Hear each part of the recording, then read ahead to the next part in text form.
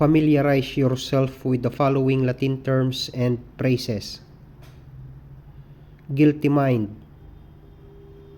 Mens rea. The thing itself. Res gestae. Different from that which was intended. Praeter intentionem. The act done by me against my will is not my act. Actus me invito, factus non est meus actus. Mistake of fact excuses. Ignorantia facti excusat. There is no crime when there is no law punishing the same. Nullum crimen nolla poena sine lege. Mistake in identity. Error in persone. Principle in criminal law which states that where this statute admits of several interpretations, the one most favorable to the accused shall be adopted. Pro reo. Scene of the crime or crime scene. Locus criminis.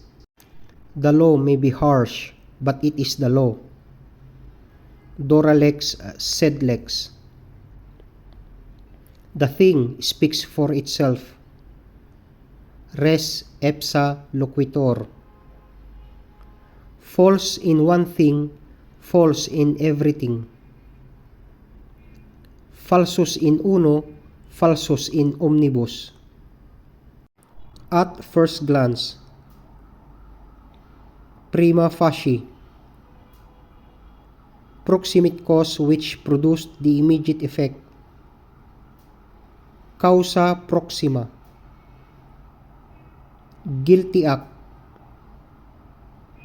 Actus reus.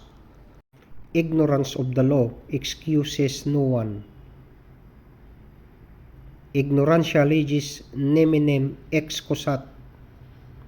From the words of the law, there can be no departure. Verba legis non est residendum. Mistake in the blow. Aberratio ictus. You shall have the body.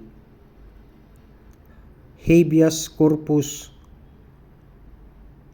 By itself. Per se. Word for word. Verbatim. Body. Corpus. After death. Post mortem. Good faith. Bona fide.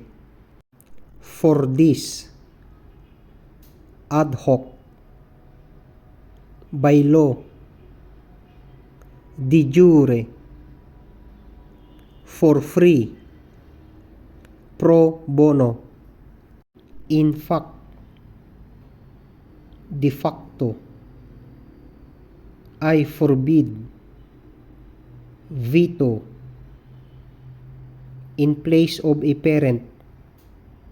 In loco parentis. Wise human.